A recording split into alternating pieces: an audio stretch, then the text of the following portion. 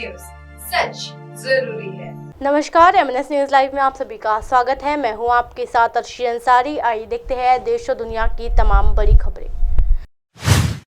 शरद अजित पवार गुट को ईसी का नोटिस, पूछा एनसीपी किसकी, 17 अगस्त तक पेश करे दावा। जी हाँ, राष्ट्रवादी कांग्रेस पार्टी यानी एनसीपी पर नियंत्रण को लेकर शरद पवार और अजित पवार के बीच जारी जंग के बीच भारतीय चुनाव आयोग यानी ईसी ने एनसीपी के दोनों गुटों को पार्टी पर दावा पेश करने का कहा है। सीएनएन के सूत्रों के मुताबिक दोनों पक्षों को अपनी प्रतिक्रिया पेश करने के लिए 17 अगस्त तक का वक्त दिया गया है। एनसीपी के दोनों गुटों के एक ईमेल भेजा गया है। इस मेल में उन्हें चुनाव आयोग के प्रतीक अधिनियम यानी सिंबल एक्ट के धारा 15 के तहत दोनों पक्षों को जवाब पेश करने के लिए कहा गया है। प्रतीक अधिनियम की धारा 15 किसी मान्यता प्राप्त राजनीतिक दल के विभाजन की स्थिति में दोनों गुटों के संबंध में आयोग की स्थितियां प्रदान करता है। इससे पहले शरद पवार गुट ने गुरुवार को ये जानकारी दी थी कि महाराष्ट्र के उप मुख्यमंत्री अजित पवार गुट द्वारा पार्टी के नाम और चिन्ह को लेकर किए गए दावों पर निर्वाचन आयोग ने उनकी प्रतिक्रिया मांगी है। हालांकि अजित पवार गुट के नेता प्रफुल्ल पटेल ने इसे मामले पर कोई भी टिप्पणी करने से इनकार कर दिया था। अजित पवार ने की है एनसीपी में बगावत। जी हाँ, अजित सरकार अपने चाचा शरद पवार की पार्टी से अलग हुए हैं। वो एनसीपी में बगावत करते हुए इसी महीने की शुरुआत में 2 जुलाई को महाराष्ट्र की मौजूदा एकनाथ शिंदे सरकार में बतौर उप मुख्यमंत्री अपने गुट के विधायकों के साथ शामिल हुए हैं। उनके गुट के अन्य 8 विधायकों को भी महाराष्ट्र सरकार में मंत्री पद दिया गया है। इसी के सामने ठोका पार्टी पर दावा। जी हाँ, इसी के नोटिस के मामले में प्रफुल्ल पटेल ने प्रतिक्रिया देते समय मना कर दिया था। नागपुर में मीडिया से बातचीत के दौरान उन्होंने कहा, मैं अपनी पार्टी के अंदरूनी मामले से संबंधित मुद्दों पर टिप्पणियां नहीं करना चाहता हूं। शरद पवार हमारे आदर्श बने रहेंगे और हम चाहते हैं कि वो यानी शरद पवार हमारे द्वारा लिए गए राजनीतिक फैसले को स्वीकार करे, हम उन्हें मनाएंगे। जी हाँ, उन्होंने कहा कि नरेंद्र मोदी सरकार के खिलाफ कांग्रेस का अविश्वास प्रस्ताव सिर्फ एक बहाना है। पटेल ने कहा, ये विपक्ष की कुंठा को दर्शाता है और वे जानते हैं कि लोकसभा में भारतीय जनता पार्टी यानी भाजपा के पास जो संख्या है उसे देखते हुए अविश्वास प्रस्ताव का कोई मतलब नहीं है।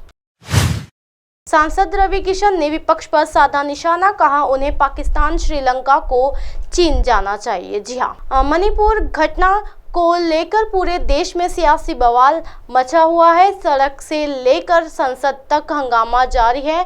इस बीच विपक्षी गठबंधन इंटरनेशनल डेवलपमेंट इन्फ्लुएंस अलायंस के घटक दलों के सांसद का एक प्रतिनिधि मंडल 29 और 30 जुलाई को हिंसा प्रभावित मणिपुर का दौरा करेगा। जी हाँ, इस दौरे को लेकर गोरखपुर सदन लोकसभा सीटों में सांसद व अभिनेता रवि किशन ने विपक्ष पर निशाना साधा है। उन्होंने कहा है कि विपक्ष जहां चाहे वहां जा सकते हैं, उन्हें पाकिस्तान, श्रीलंका और चीन जाना चाहिए।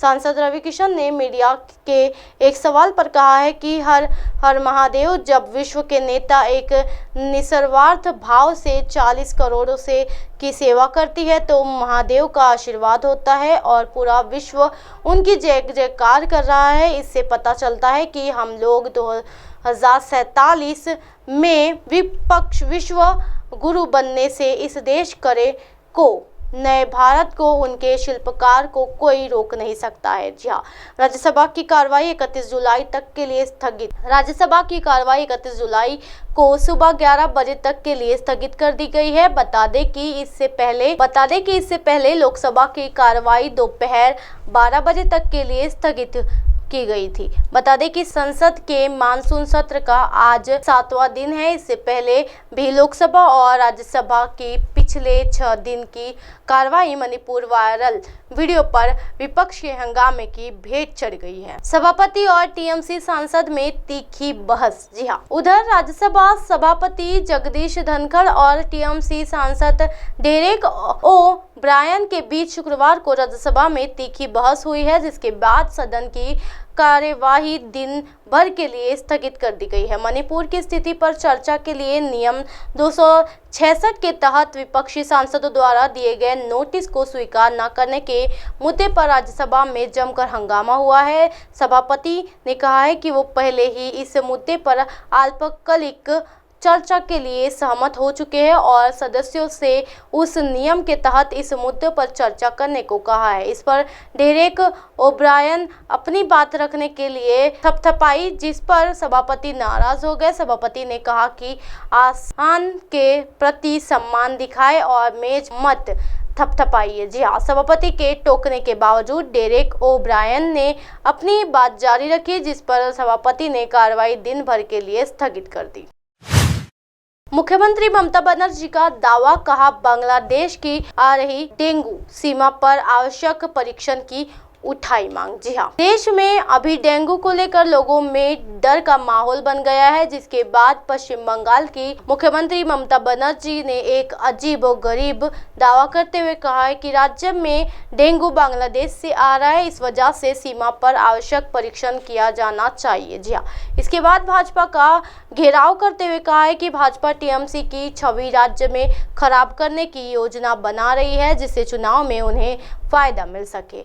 बढ़ रहे डेंगू के खतरे का दावा ममता बनर्जी। जी हाँ, मिली जानकारी के अनुसार बता दें कि पश्चिम बंगाल के मुख्यमंत्री ममता बनर्जी ने कहा है कि मैं किसी को बांग्लादेश से भारत आने के लिए रोक नहीं सकती, लेकिन बीमारी से बचने के लिए सीमा पर निगरानी जरूर बढ़ाई जा सकती है। भारत आने वाले लोगों के परीक्षण किए जाने चाहिए। बांग्लादेश के सूचना मंत्री इन दिनों कोलकाता में है। उन्होंने कहा है कि उनकी सरकार को इस पर किसी तरह की समस्या नहीं है। अगर भारत एहतियात के तौर पर टेस्टिंग करता है तो हमें कोई आपत्ति नहीं है। हम डेंगू से लड़ने के लिए सभी उपाय कर रहे हैं। बता दें कि कोलकाता में अब तक डेंगू ने 4 लोगों को मौत के घाट उतार दिया है। जी हाँ, भाजपा पर साधा निशाना। बता दें कि मुख्यमंत्री ममता बनर्जी ने आरोप लगाते हुए कहा है कि भाजपा पार्टी की छवि खराब करने की योजना बना रही है, जिससे अगले साल होने वाले चुनाव में भाजपा को फायदा मिले। वरिष्ठ नेताओं के साथ नई दिल्ली में पार्टी ने बैठक की।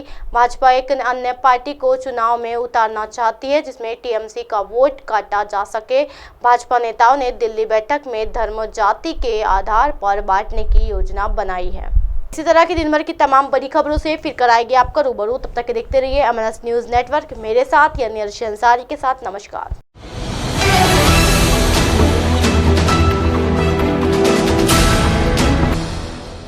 ये है एमएनएस न्यूज नेटवर्क और आप देख रहे हैं एमएनएस न्यूज।